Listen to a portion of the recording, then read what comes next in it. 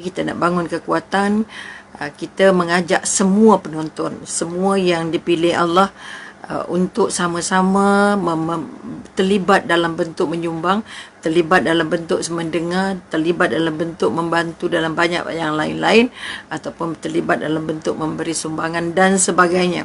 Sebab itu kekuatan yang kita nak bangun dan melalui Dewan Dakwah Majlis Dakwah Negara ialah merupakan satu daripada usaha untuk menggiatkan lagi pergerakan dakwah kita supaya anak-anak dan juga lebih ramai ruang cakup yang dapat dicapai dengan ilmu dan juga sedikit penjelasan untuk membangun kekuatan cinta agama, cinta Allah, cinta Rasulullah, dan yang paling utama kita nak merasa bahawa denyut jenut dan nadi dakwah harus dirasakan oleh semua orang, semua lapisan. Itu sebab Mi kata kalau mengikut apa kita kata mengikut Said Kutub kata apa, dakwahnya harus sampai walaupun pada bayi dalam kandungan. Ini yang kita nak bangun balik kekuatan.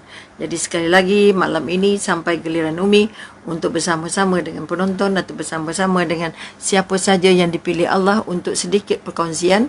Mudah-mudahan dia memberi penjelasan, membantu untuk mengemarakkan lagi rasa dekat dengan Allah dan membaiki karakter kita supaya karakter kita benar-benar seperti yang kita sebutkan.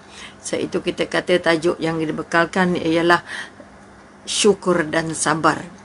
Maka pertama mari kita angkatkan ungkapan pujian tertinggi pada junjungan besar kepada Allah dengan ungkapan Alhamdulillahi Rabbil Alamin sebagai satu daripada tanda syukur kita atas semua nikmat yang tidak pernah berhenti, semua nikmat yang berbentuk material dan bukan material, bentuk mental, bentuk emosi dan bentuk spiritual, dan apa saja yang berbentuk keluarga, bentuk material dan bukan material yang tidak pernah berhenti. Allah bekalkan pada kita pada setiap masa. Sebab itu sekali lagi, kekuatan untuk mencintai Allah ini harus bermula daripada merasakan betapa besarnya nikmat yang Allah turunkan tanpa henti. Nikmat namanya siang, nikmat namanya malam, nikmat namanya sehat, nikmat namanya hujan, nikmat namanya sakit, nikmat namanya senang, nikmat namanya susah, nikmat namanya hilang, nikmat namanya perpisahan, nikmat namanya pertemuan. Semua itu adalah nikmat-nikmat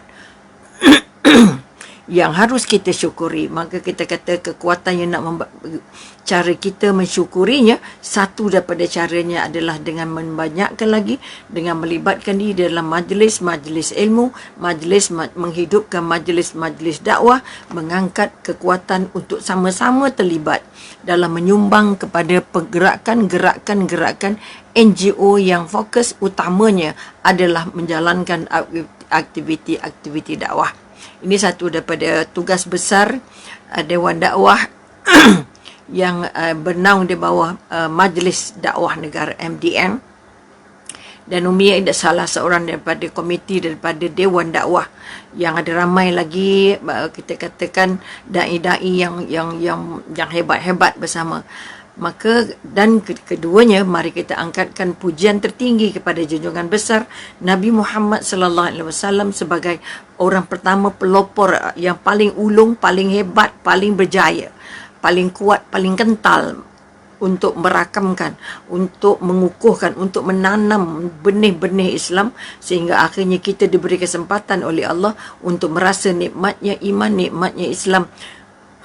Hasil daripada didikan, bimbingan, tunjuk ajar, pekerti sahsiah yang dilakukan oleh tokoh besar, junjungan besar Nabi Muhammad sallallahu alaihi wasallam. Maka layak sekali kita ungkapkan Allahumma salli ala Sayyidina Muhammad sebagai tanda syukur dan terima kasih kita, tanda ingat dan cinta kita kepada baginda. Mudah-mudahan dengan menjalankan, memanjangkan usaha-usaha para nabi, atau kita kata meneruskan tugas para anbiya ini adalah merupakan satu daripada tiket untuk kita mengharapkan mudah-mudahan kita akan berjumpa baginda, mendapat syafaat baginda dan akhirnya dimasukkan ke syurga bersama-sama baginda insya-Allah. Maka Allahumma salli ala Sayyidina Muhammad.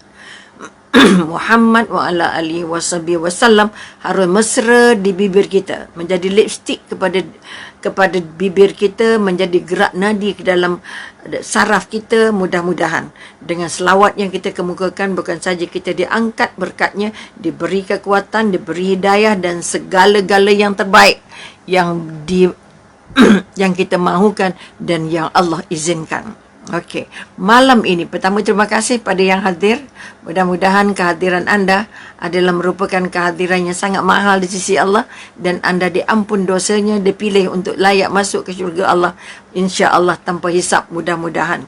Dengan syarat ilmu yang kita kongsikan ini harus menjadi sebahagian daripada aktiviti untuk urusan kita mengubah diri.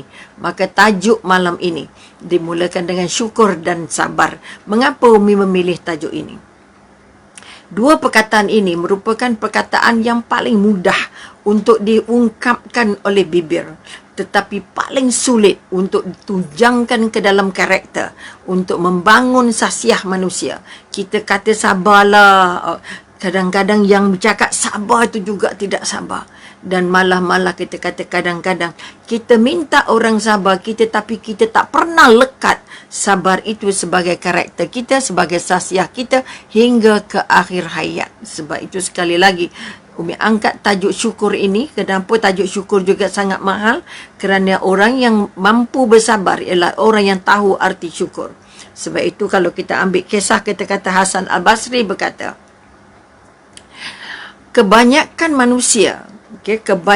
manusia lebih banyak mengingat musibah-musibah yang dia lalui, yang dia temui, daripada menikmati atau mensyukuri semua kebaikan-kebaikan, nikmat-nikmat, rezeki, kekuatan yang sudah Allah bekalkan tanpa henti. Ataupun dalam istilah mudahnya, musibah itu hanya sebesar ujung kuku sahaja, tetapi diingat seingat-ingatnya sehingga melupakan atau hampir mengenepikan nikmat-nikmat besar yang Allah sudah kurniakan tanpa henti ini. Sedangkan nikmat-nikmat itu besar dan meluas seperti lautan. Maka dengan sebab itu Mi angkat tajuk ini, mudah-mudahan dengan ilmu yang kita ada. Sebab itu kenapa terjadi begitu? Kerana mengapa orang lebih mudah mengingat musibahnya? Ya Allah, kemarin dulu, tahun lalu, okey? Tapi terlalu sedikit mengingati atau kita katakan mensyukuri nikmat-nikmat yang datang tanpa henti. Sebab kita katakan, ingatlah, maka dengan ilmu kita mengharapkan kita dapat menukar persepsi ini.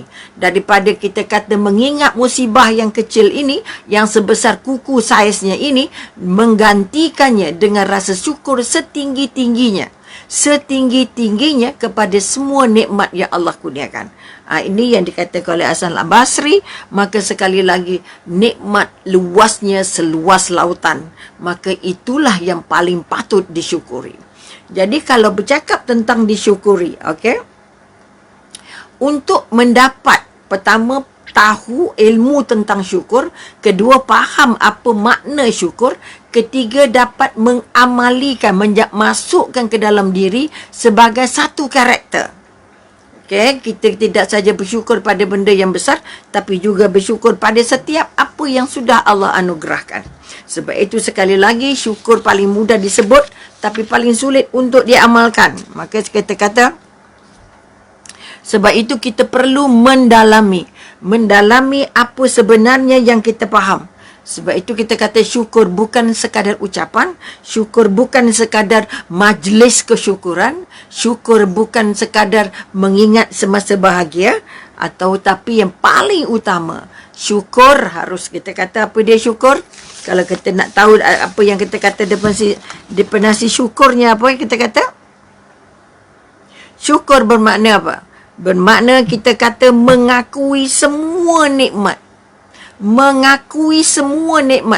Mengakuinya dengan lidah, menamakannya dengan perbuatan, memunculkannya dalam karakter dan akhirnya menjadikan satu daripada sasiah-sasiah kita. Sebab itu kita kata mengakui nikmat dan menampakkan.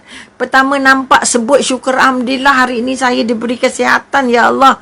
Kemudian berzikir sebanyak-banyaknya, ya Allah engkaulah pembekal segala kesihatan. Kita mengingat nama Allah, menyebut nama Allah sebanyak-banyaknya. Dan yang paling utama kita kata kita menampilkannya dalam penampilan-penampilan kita. Maka sebelum itu kita kata, sebelum kita mampu untuk mengangkat syukur itu sampai menjadi karakter. Bila kita kata menjadi karakter, kita akan lebih mudah menyebutnya dalam kes paling kecil dan kes paling besar. Sebab rata-rata bila kita cakap pasal syukur, banyak orang mengaitkannya dengan dapat rezeki maka syukur.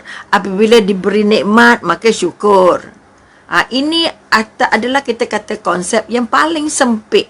Sedangkan syukur itu artinya apa? Tadi kita dah sebut artinya apa? Menyedari, menginsafi ataupun mengakui semua nikmat yang Allah beri. Nikmat sihat, nikmat boleh makan, nikmat boleh tidur, nikmat boleh berjalan, nikmat jantungnya sihat, nikmat darahnya sihat, nikmat buah pinggangnya sihat dan segalanya itu. Okey? Sebab itu dikatakan, kalau kita ikut Imam Ghazali kata apa?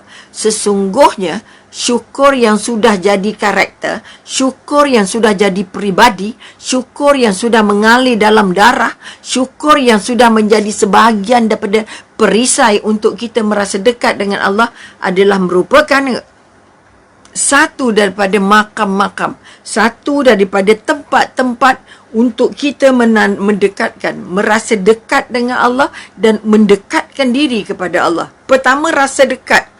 Kita rasa dekat ke tidak? Kalau rasa dekat, maka baru kita nak mendekatkan diri. Sebab itu, sekali lagi mari kita melihat mengapa setakat ini syukur itu paling sulit untuk dijadikan sebahagian daripada hiasan hati kita, hiasan mata kita, hiasan telinga kita. Dengar yang baik syukur alhamdulillah, melihat yang baik syukur alhamdulillah, dapat benda yang baik syukur alhamdulillah. Sebab itu syukur bukan sekadar dapat namanya rezeki, dapat musibah juga harus bersyukur.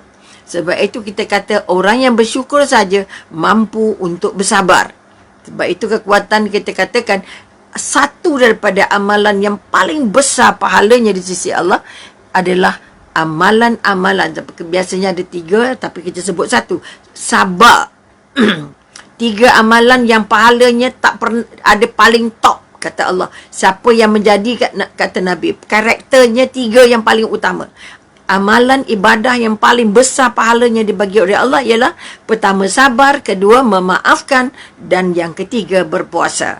Jadi orang yang mampu bersabar ialah orang yang mampu memaafkan. Orang yang mampu merasa nikmatnya yang banyak di sisi Allah ialah orang yang paling mampu untuk bersyukur. Oleh itu kita nak ubah persepsi kita. Kita tidak bersyukur sekadar bila dapat nikmat yang besar-besar, nikmat yang banyak-banyak, buat majlis kesyukuran. Bukan itu sebenarnya syukur. Syukur itu hanya di bibir. Macam juga kita sebut alhamdulillah. Hanya lepas makan, bila perutnya kenyang, bila sendawanya maka itu mengecikkan skop syukur. Sebab itu kita kata syukur kerana kita masih hidup. Syukur masih boleh mendapat nikmat-nikmat yang lain. Masih lagi kita merasa bahawa kita adalah hamba Allah. Ini pegangan yang paling utama. Kita bersyukur kerana kita dipilih sebagai orang Islam, dipilih sebagai orang mukmin, dipilih sebagai akhirnya nanti dipilih menjadi pengikut Rasulullah dan dikekalkan sampai hari ini sebagai hamba Allah.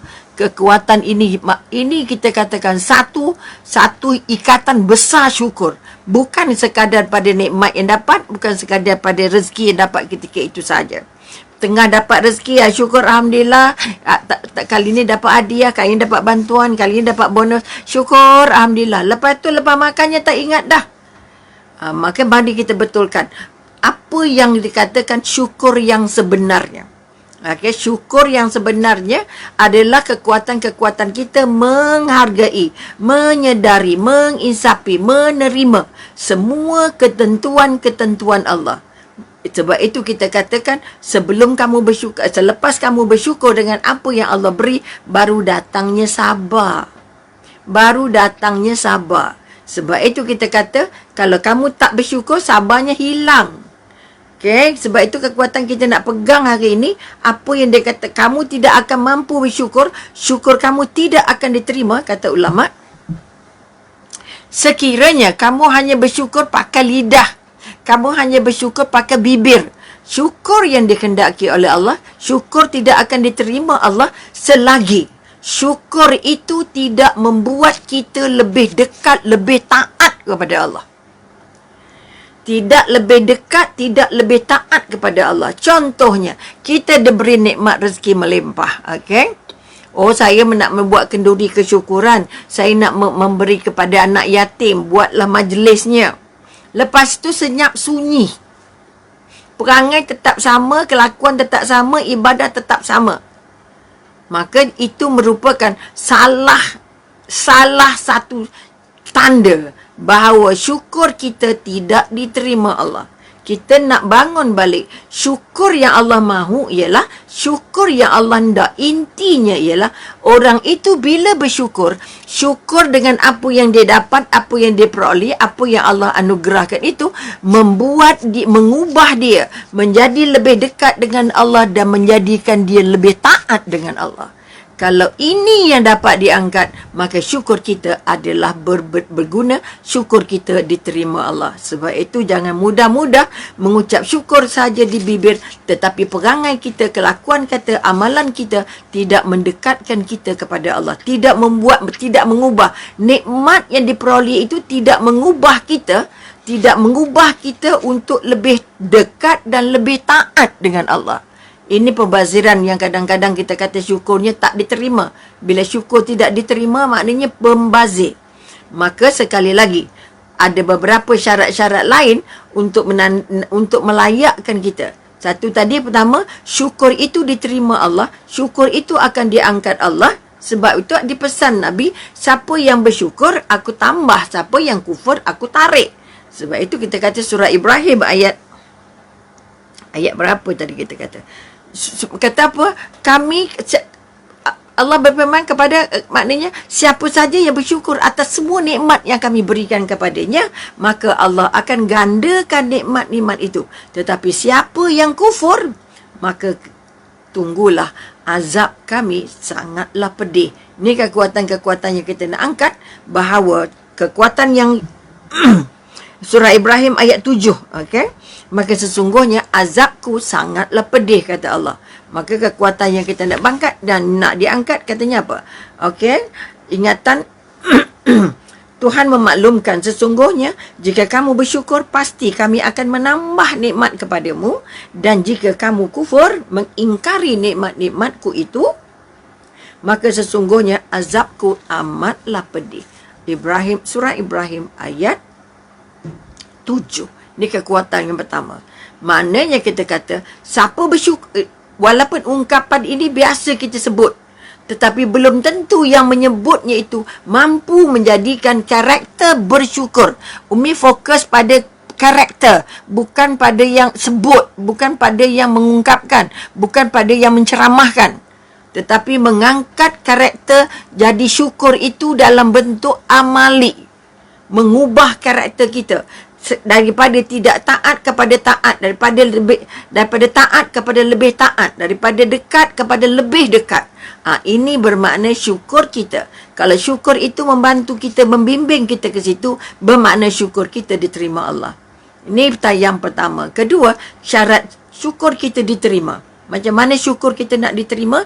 Apabila syukur kita kepada Allah tidak akan diterima sekiranya kita belum lagi bersyukur dengan jasa-jasa yang dibekalkan oleh ibu, yang sudah dibekalkan oleh ibu dan ayah kita. Bersyukur kepada semua jasa baik, semua kebaikan yang dilakukan oleh ibu bapa kita sehingga kita sebesar ini, sehingga kita sedewasa ini. Kalau anda belum lagi mampu mensyukuri semua kebaikan daripada ibu dan ayah, arti tanda mensyukuri kebaikan ibu dan ayah buat apa? Bukan sebut terima kasih mak, tak cukup. Kita harus berkorban jiwa raga untuk membolehkan orang tua kita tu jadi raja. Merajakan ibu dan ayah.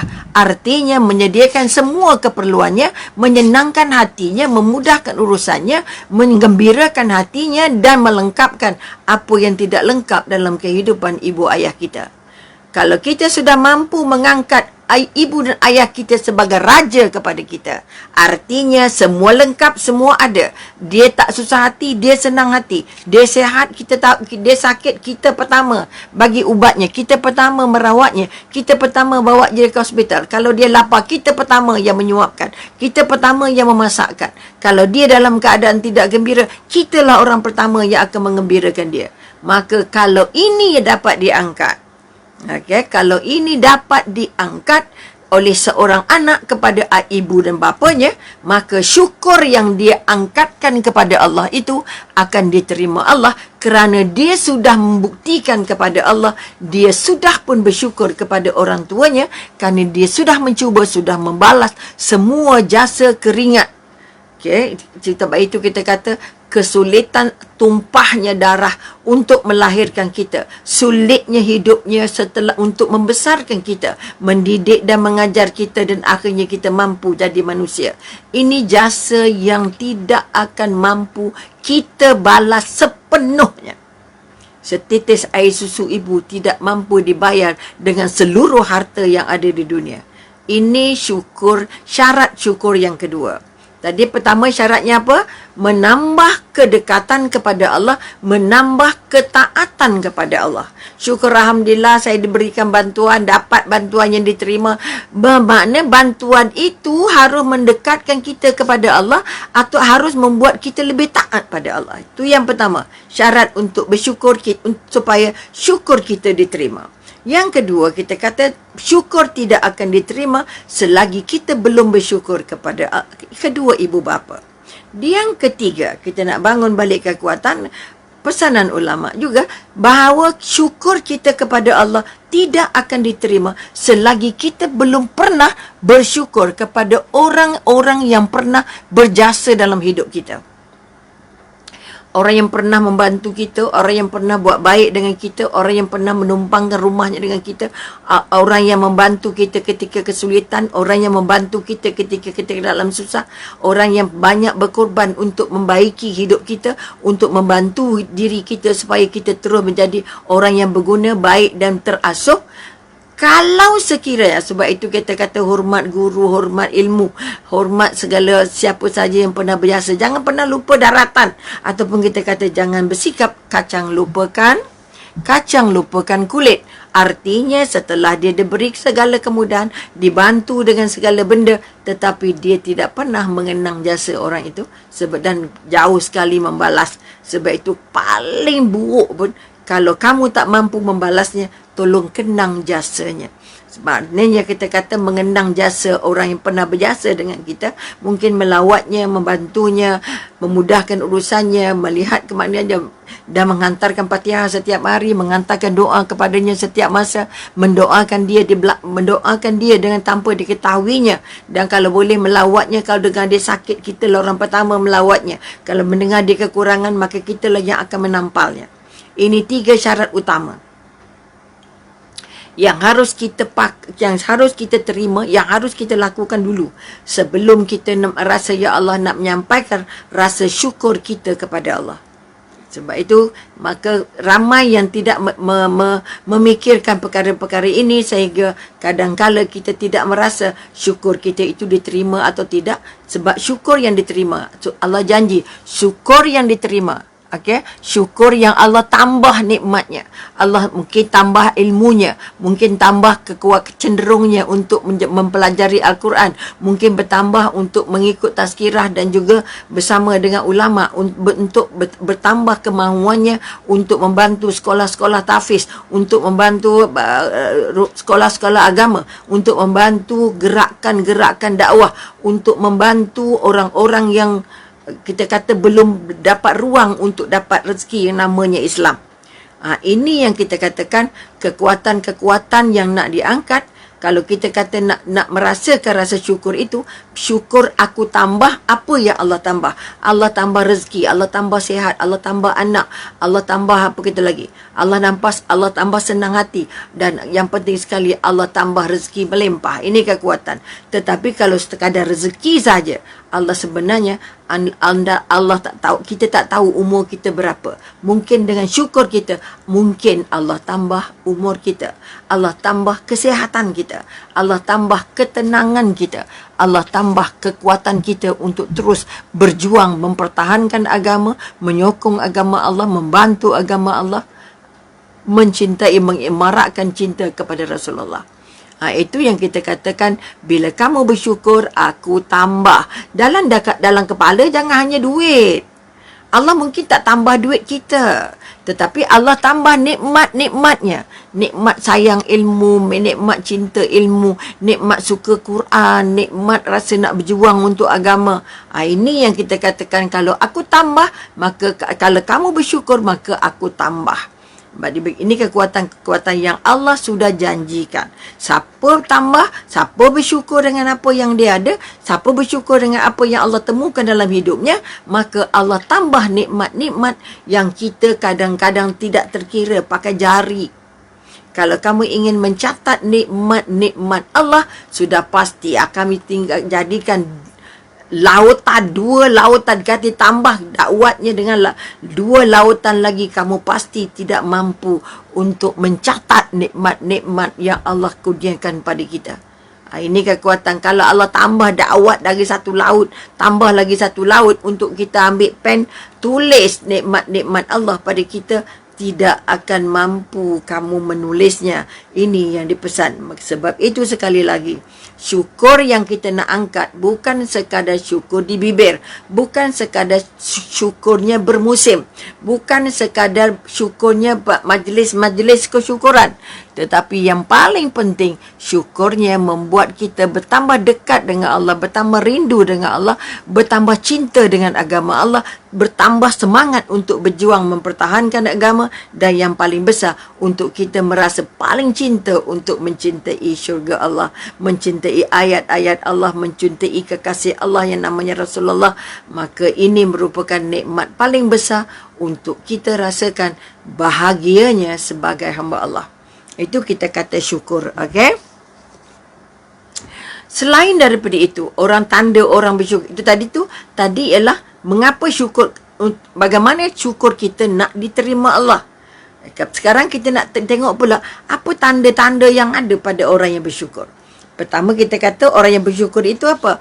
Kalau yang disyukurinya itu nikmat yang hebat, maka dia akan gunakan semua nikmat-nikmat itu. Kalau nikmatnya material, nikmatnya wang, nikmatnya kemudahan, nikmatnya apa lagi?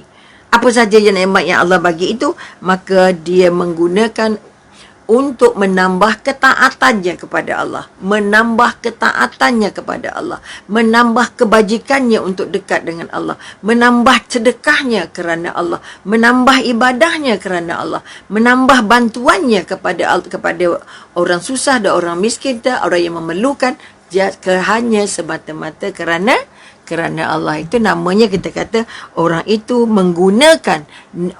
bersyukur dengan menggunakan semua nikmat yang dia dapat itu untuk membuat dia merasa paling sayang dengan agama, paling sayang dengan kebajikan kerana Allah. Tu yang pertama. Kedua, kita katakan orang yang selalu bersyukur, orang yang suka bersyukur, orang yang paling suka memuji-muji Allah, menyebut nama-nama Allah, okey? Mengenang nikmat-nikmat Allah dan merasa sangat takut kalau nikmat itu membuat dia jauh dengan Allah. Dia rasa bimbang, takut nanti ibadahnya tidak diterima.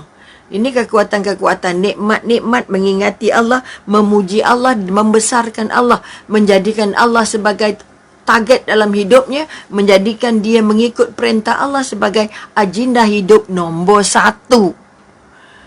Mencintai Allah, mengikut perintah Allah, meninggalkan larangan Allah, dan akhirnya menyerah diri sepenuhnya kepada Allah.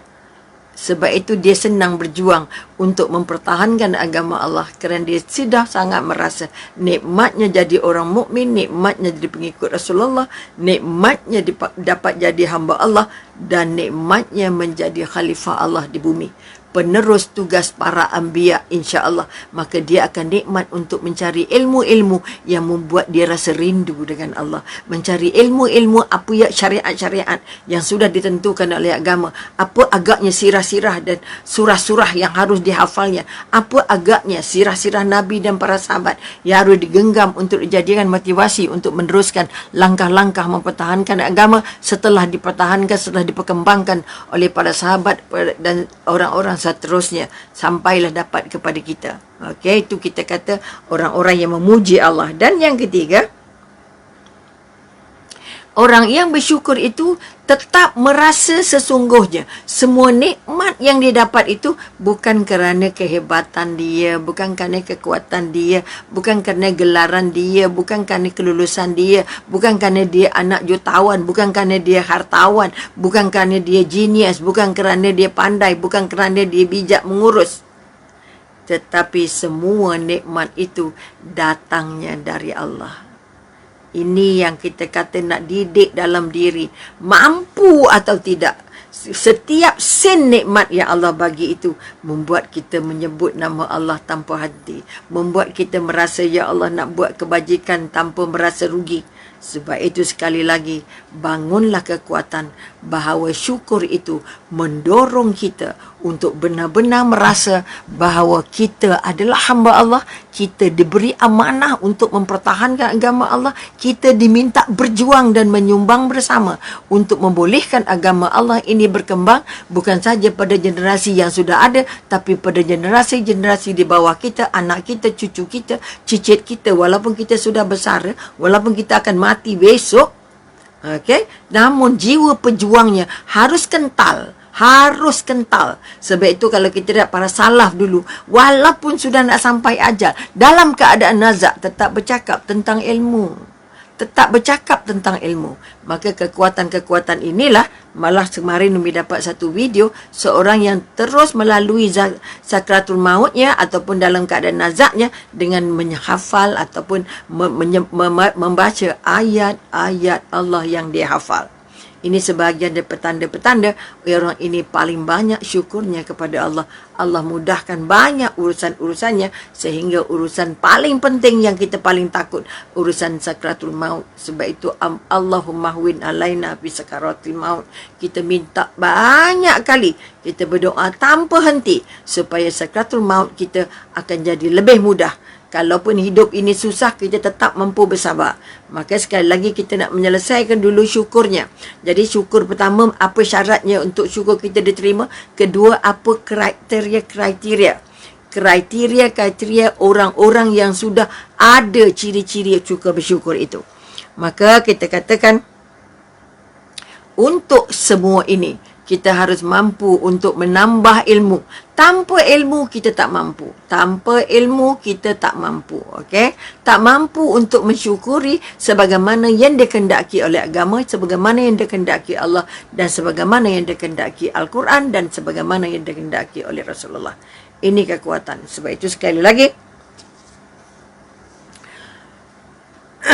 orang yang bersyukur, kalau kita melihat Nabi itulah orang yang paling banyak bersyukur, walaupun sudah dinobatkan tidak ada orang yang maksum, tak ada dosa, namun tetap beribadah setengah mati, beribadah sampai bengkak-bengkak kakinya, solatnya panjang, satu rakaat 3 juzuk habis. Kenapa? Sebab itu bila ditanya oleh isteri tercintanya, Aisyah, wahai Rasulullah, wahai kekasihku, wahai suamiku, bukankah anda sudah dinobatkan oleh Allah tidak ada dosa? Mengapa solatnya sampai bengkak-bengkak kaki? Apa jawab Nabi? Salahkah kalau aku nak jadi seorang hamba yang bersyukur? Salahkah aku nak jadi hamba Allah yang bersyukur? Ini kekuatan-kekuatan yang nak diangkat. Nabi saja tak berhenti syukurnya. Maka kita ni siapa? Nabi bukan, pemimpin bukan.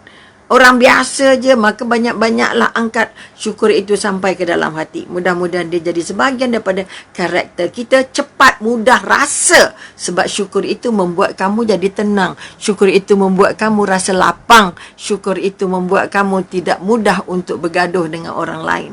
Kamu tetap tidak menyalahkan orang. Kamu tidak mengaitkan orang lain dalam setiap musibah yang kita terima. Kadang-kadang kita kata kita banyak salahkan orang. Maka syukur sebenarnya, okey? Orang yang paling banyak bersyukur pasti berdoanya sangat hebat. Kalau kita ambil junjungan besar Nabi Muhammad SAW, seperti yang diriwayatkan oleh Imam Hasan, Imam Ahmad, bahawa Rasul hanya dalam banyak doanya, Rasul meminta 3 cinta. Orang yang bersyukur ini, orang yang sudah jumpa tebal cintanya dengan Allah. Sudah mendapat kaitan langsung jalur lebarnya dengan Allah. Maka di antara tanda cinta Allah kepada orang yang bersyukur, cinta orang yang bersyukur kepada Allah atas segala nikmatnya, maka kalau kita ambil doa Rasulullah,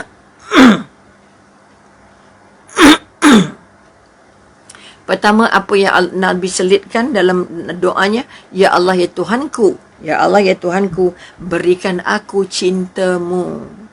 Berikan aku cintamu. Itu satu dalam doanya. Kedua, berikan aku mencintai orang-orang yang mencintaimu. Ini kekuatan nak rasa dekat dengan Allah tadi. Orang yang bersyukur menambah kedekatan, menambah ketaatan kepada Allah. Bila dekat dengan Allah, kita terbangun rasa cinta yang sangat hebat. Bukan dekat sebut-sebut aja. Saya sebut je, tak ada. Dekat tu maknanya hatinya sangat-sangat terpasak Allah di dalamnya. Dalam setiap geraknya, Allah akan ditanya. Allah kata apa? Okay? Allah kata apa? Allah tengok ni. Itu yang kita diangkat bahawa para Nabi juga tidak lepas daripada diuji dengan kesabaran. Diuji dengan ujian-ujian dan cubaan-cubaan. Maka mari kita lihat dulu apa yang doa tadi. Pertama, Ya Allah Tuhanku, berikan aku cintamu. Kedua, berikan aku mencintai orang yang mencintaimu. Kerana orang yang baik pasti kawannya dengan orang baik. Kalau orang baik kawan dengan orang tak baik, dia dapat jangkit tak baiknya. Sebab itu yang ketiga, Ya Allah ya Tuhanku, berikan aku apakah amalan atau ibadah yang paling engkau cintai. Ini kekuatan-kekuatan orang yang sudah merasa bahawa dia sangat dekat ketaatannya dan merasa sangat dekat jaraknya dengan Allah. Jadi sekali lagi kita kata kekuatan-kekuatan yang nak diangkat. Yang nak diangkat ialah, dah dekat pukul 10, Masya Allah. Sama banyak. Maka yang nak diangkat tadi kita kata sudah jelas apa itu subur, apa itu syukur. Minta maaf banyak. Jadi syukur kita membantu kita jadi kuat. Syukur kita menambah rasa dekat, rasa lapang, rasa bahagia. Okey? Mari kita tengok pula kenapa dikaitkan syukur dengan sabar. Biasanya syukur, sabar dan istighfar. Ini selalu yang dikaitkan di mana-mana pun. Okey? Kalau kita kata apa itu sabar? Ya Allah. Okey? Sabar maknanya apa? Kita mampu apa? 3 jenis sabar. Sabar maknanya apa? Kita terima semua apa yang Allah bagi kita itu dalam bentuk kita rasa lapang dan bahagia. Sebab itu mereka kata orang yang mampu bersyukur ialah orang yang mampu bersabar. Sabar ni pun kita boleh cakap kat orang, ya sabar le. Kenapa tak ada sabar? Ada kita ni kadang-kadang sampai tua ni. Sampai tua, sampai mati tak sempat yang nak tunjuk kat anak kita, dekat cucu kita, dekat pelajar kita, kita ni orang yang sabar. Banyak, walaupun dia ulama, walaupun dia hafal Al-Quran, walaupun dia solatnya ahli ibadah dan semua, tapi untuk dapat karakter sabar tidak mudah. Tidak mudah. Ni kekuatan. Maka sekali lagi sabar tu maknanya ada melaksanakan perintah Allah, terima apa yang Allah bagi, menjauhkan artinya kita kata dia pertama sabar, orang yang menerima semua cubaan. Kita selalu kata, okey, orang yang sabar itulah orang yang sabar itu maknanya orang yang minta maaf, muncul sabarnya bila ada musibah. Tak. Okey, munculnya sabar. Sabarlah, ini musibah dari Allah. Kalau tak ada musibah, tak keluar perkataan sabar. Jangan. Sabar itu adalah kekuatan yang nak diangkat, juga dilukiskan sebagai karakter. Sebab itu kita katakan, kita tak jumpa namanya. Nabi tidak akan mampu berjaya kalau dia tidak punya sabar yang paling tebal. Paling tebal. Orang buat inaya macam-macam.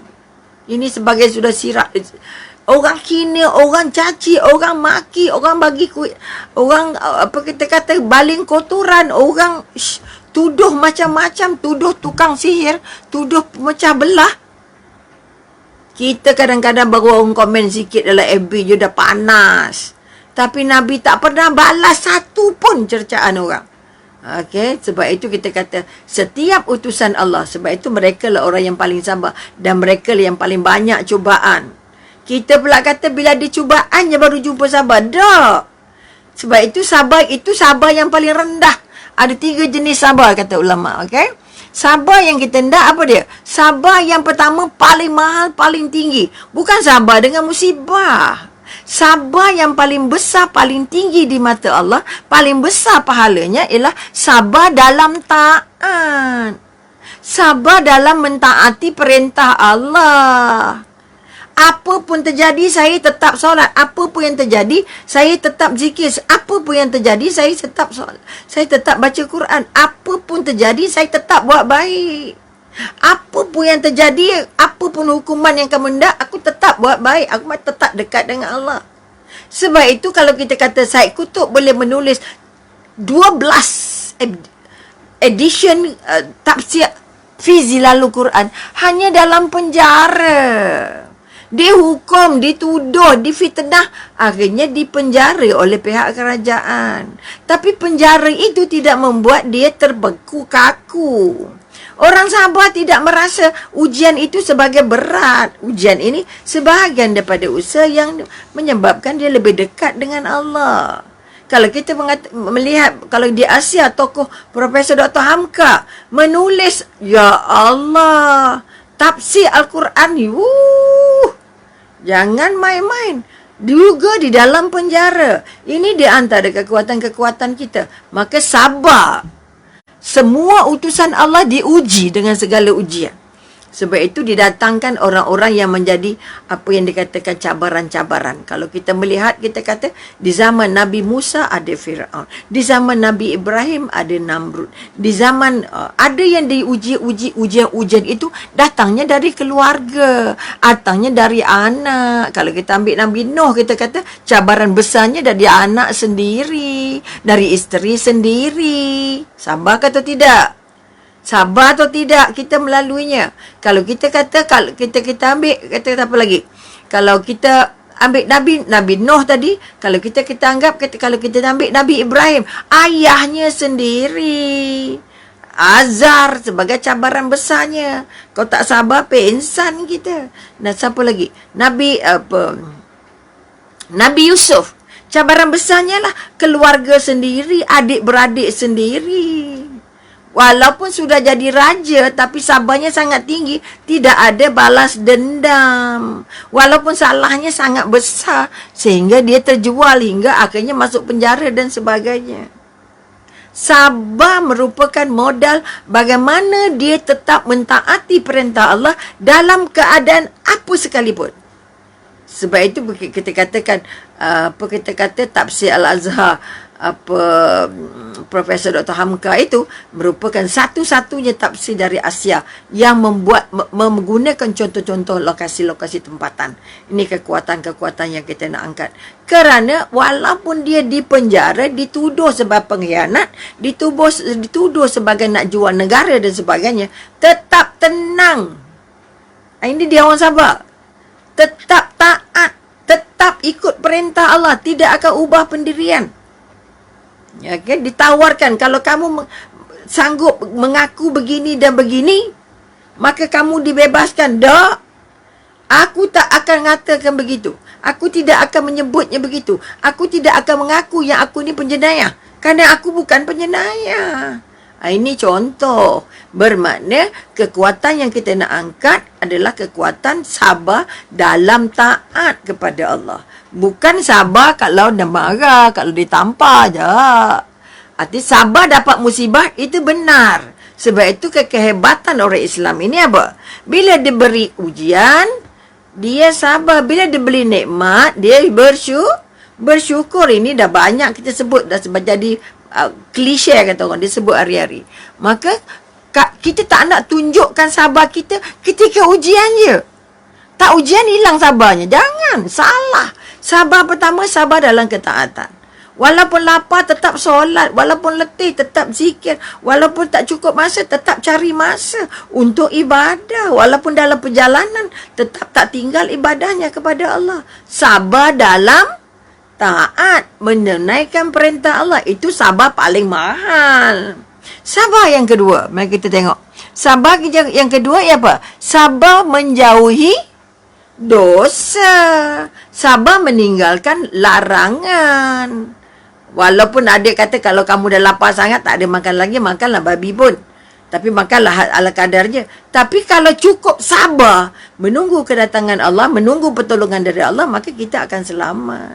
Sebab itu Nabi dikurung 3 tahun, dikepung 3 tahun. Sahabat dikepung. Akhirnya diberikan kejayaan, diberikan kekuatan. Ini kekuatan. Sebab itu kita katakan, setiap Nabi, kalau Nabi pula ada kalau kita kata Nabi Lut diuji dengan isterinya, diuji dengan anaknya juga. Nak kata kalau Nabi Muhammad diuji pula dengan 4 saudaranya. Ya Allah. Kalau tak sabar tak kena lepuk jawabnya. Maka sekali lagi contoh-contoh yang ditunjukkan. Kalau kita kata melihat kalau Nabi Musa dengan Nabi Khidir, jelas Nabi Musa tidak cukup sabar. Maka Nabi Khidir kata, kamu tak boleh belajar dengan aku sebab kamu tak sabar. Nak tanya, nak cakap, nak tanya, nak cakap. Walaupun dia pesan, jangan tanya, jangan cakap, tengok je.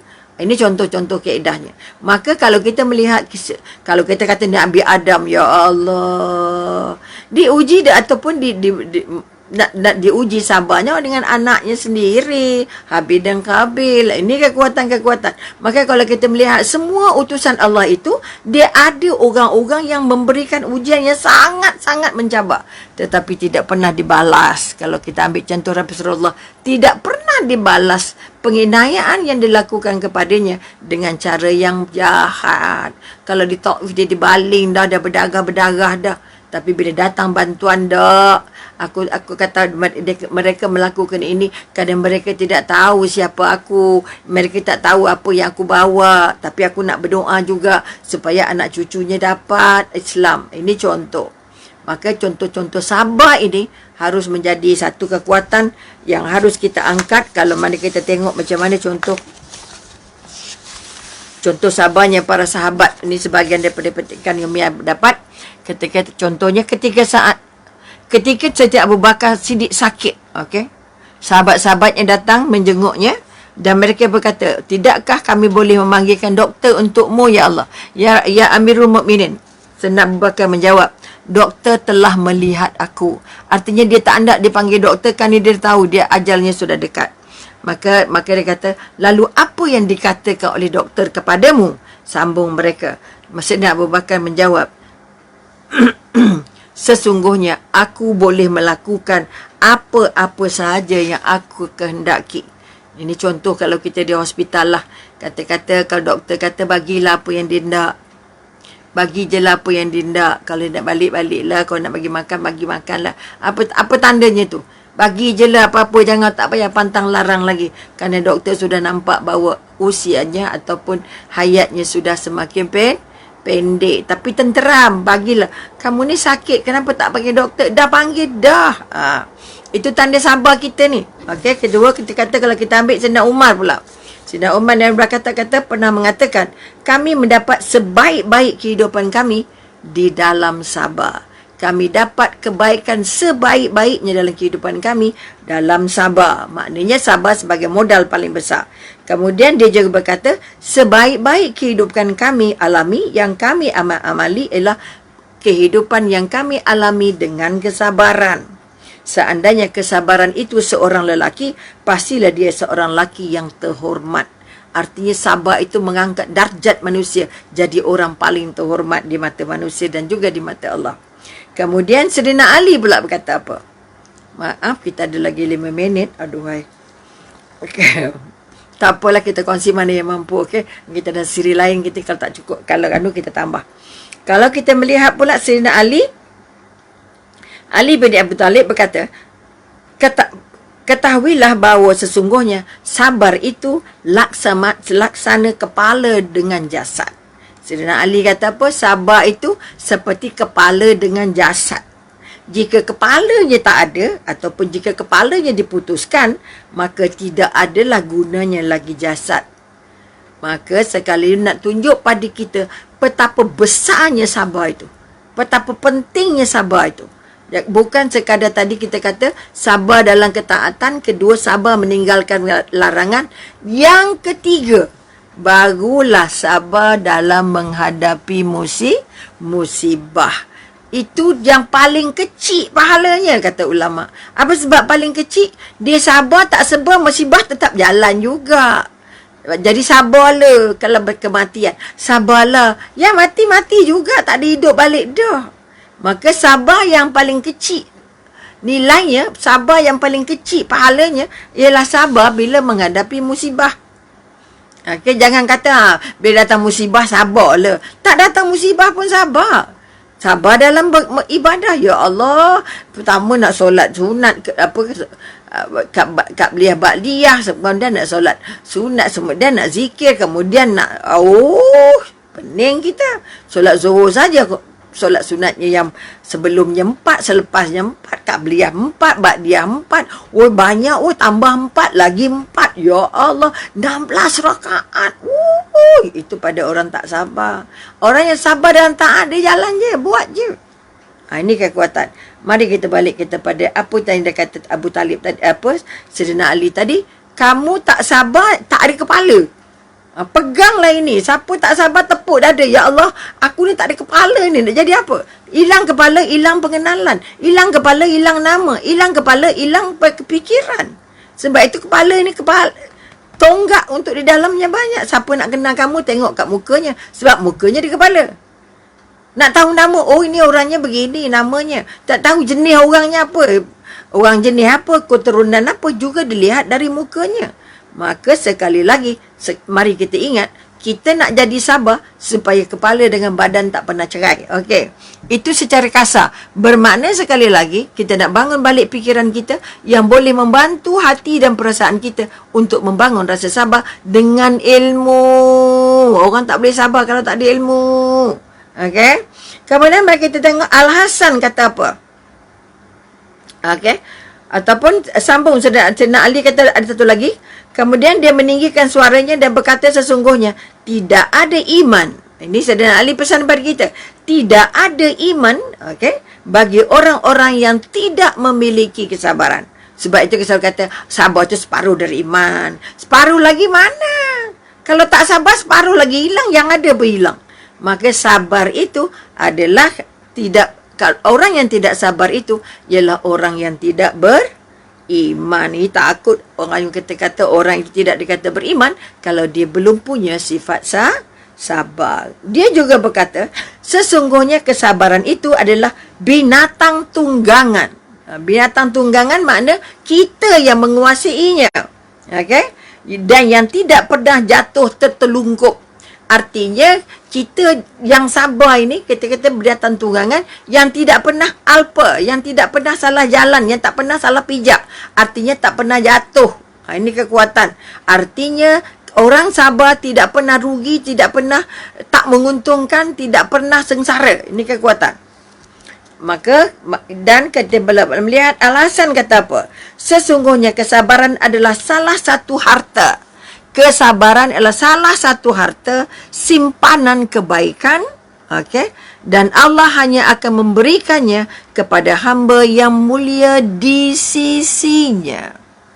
Yang mulia di sisinya. Maknanya sabar ni tergenggam di tangan Allah. Kamu nak usaha sabar ke tak sabar? Kamu tak tambah tak ilmu, macam mana nak sabar? Kamu tambah tak kemahiran, macam mana nak sabar? Kerana kita katakan alasan kata apa?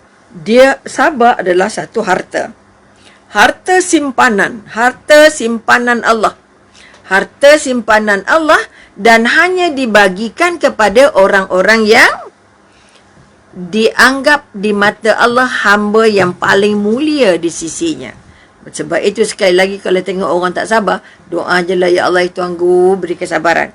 Dan kalau kita melihat pula apa yang dikatakan oleh Umar bin Abdul Aziz, salah seorang khalifah yang sangat intelijen, yang sangat baik, yang sangat taat pada perintah Allah. Apa yang Umar Abdul Aziz kata apa? Sekali-kali Allah tidak mengenyakan nikmat kepada seorang hamba. Sekali-kali Allah tidak mengenyakan nikmat kepada seorang hamba, kemudian dia tarik nikmat itu, dan dia gantikan dengan kesabaran. Okey? Kecuali Allah menggantinya dengan yang lebih baik dari apa yang telah dicabut darinya. Maksudnya apa? Allah ambil kakinya, mungkin kencing manis potong kaki, maka Allah ambil kakinya. Tapi kalau dia sabar, Allah bagi dia nikmat yang lebih baik daripada kakinya. Ini kekuatan Allah bagi. Apa rahsia-rahsia kebaikan yang tersembunyi daripada yang hilang. Ulama yang buta, Ibn Taymiyah buta matanya, tapi tidak dirawat lagi sebab dia sudah redha dengan butanya itu. Kerana dengan buta ini ada banyak benda yang dia dapat selamat daripada penglihatannya. Contoh, maknanya kita kata Allah akan ambil, mula-mula Allah cabut, kemudian Allah ambil, Allah bagi, kerana sikap sabarnya itu diberi balasan yang lebih baik. Kalau kita ambil pula, kita dikatakan oleh ulama, Maimun bin Mahran mengatakan, tidaklah seorang menerima label kebaikan yang lebih tinggi dari sabar. Maknanya label tertinggi nak jadi orang paling mulia di mata Allah adalah orang yang paling sabar. Orang yang menggunakan kesabarannya untuk membantu kebaikan. Dan akhir sekali, Allah dah pukul 10. Sulaiman Ibnu Al-Qasim mengatakan, setiap amalan itu jelas diketahui ganjarannya kecuali sabar. Setiap amalan itu dah tahu pahalanya berapa. Kata sembahyang solat Jumaat tu 27, salat seorang satu, dah tahu pahalanya. Tetapi Allah rahsiakan pahala yang diberikan kepada orang yang sabar. Sebab itu Allah berfirman, sesungguhnya orang-orang yang bersabarlah yang dicukupkan pahala mereka tanpa batas. Ini yang saya kata dari awal tadi, 3 amalan yang paling besar balasannya. Pertama sabar, kedua memaafkan, dan ketiga berpuasa kerana Allah.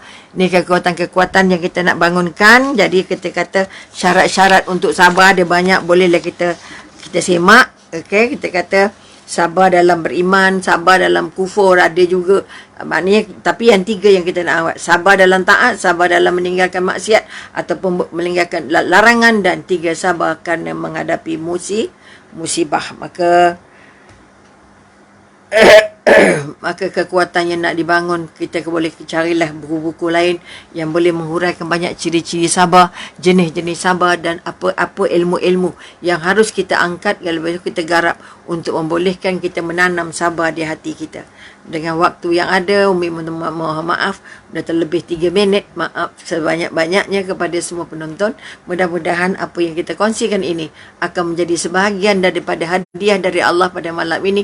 Dan dengan sabarnya pukul 10 dah menunggu, ada yang ngantuk, ada yang nak tidur. Mudah-mudahan, terima kasih atas pengorbanan kerana lambat tidur malam ini. Ada yang mungkin yang belum makan ataupun boleh makan lepas ini. Ada yang anak meragamkan dan sebagainya. Ada kerja yang tidak selesai. Maka sekali lagi kami memanjatkan kesyukuran kata tinggi-tingginya kata ilahi kerana mengantar anda sebagai penonton. Mudah-mudahan ini dianggap sebagai sebahagian daripada usaha untuk turut serta memeriah, memarakkan agama Allah, cinta Allah, dan kita terus berjuang bersama-sama untuk merasa nikmat-nikmat yang diperolehi sebagai sebagai orang yang pertama, orang yang sabar dan orang yang bersyukur. Maka sekali lagi, andai kata ada persoalan-persoalan yang nak ditanyakan ataupun ada kemusykilan atau ada yang Umi cakap ini tak faham, maka boleh WhatsApp Umi pada nombor 017-872-4285. InsyaAllah kalau ada kesempatan, Umi akan jawab. Setakat ini WhatsApp je ada sampai 1000 yang tak berjawab. Namun begitu berdoalah. Bukan Umi kata jangan balas, tapi Umi bagi nombor ini, kod ada soalan yang menyebabkan tak tidur pula malam ni.